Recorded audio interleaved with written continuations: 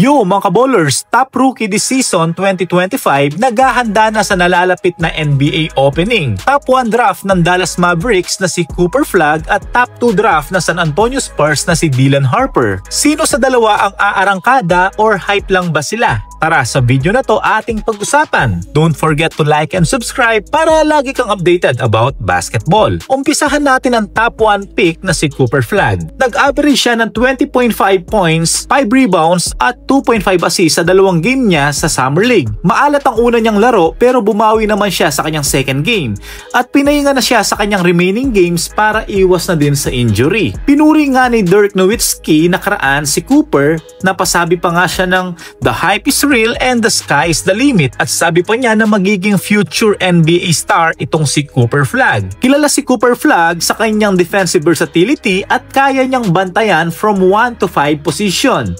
Isa siyang all-around players. Kaya niyang umiscore kahit anong drive dahil sa kanyang versatility and athleticism. May perimeter and outside shooting din ang player na to. Kilala din ang player na to sa kanyang explosiveness at sa kanyang basketball IQ sa loob ng court. Ngayong off-season, nagpiprepare na siya sa paparating na NBA opening. Pagdating naman kay Dylan Harper, ang top 2 pick ng San Antonio Spurs, nakapaglaro din siya ng 2 games sa Summer League katulad din ni Cooper Flagg. Nag-average siya ng 16 points, 4 rebounds, 2 assists, and 1 steal per game. Hindi na siya pinalaro after 2 games dahil sa nakamit niyang minor injury. Pinahinga na rin siya the rest ng Summer League. Kilala din si Dylan Harper sa kanyang scoring ability. Malakas ang pangangatawan ng player na to at kayang pasukan kahit anong depensa dahil sa kanyang motor skills and body control. Meron pa nga itong 70% field goal under the paint. Guard pa nga ito, hindi nga lang masyadong consistent ang kanyang perimeter and outside shooting pero kahit papaano, nakakaambag pa din naman. Kilala din siya sa kanyang playmaking ability at kanyang IQ sa loob ng court. Idagdag pa natin ang kanyang depensa bilang 6'6 na guardia na merong wingspan na 6'10.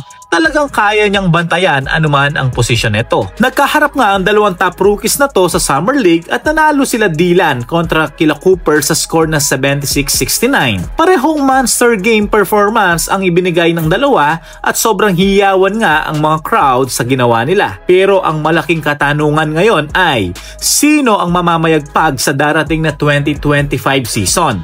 Ibang skills ang meron sa 2 players na to pero tingnan natin kung ano ang maiambag nila sa kanilang kupunan.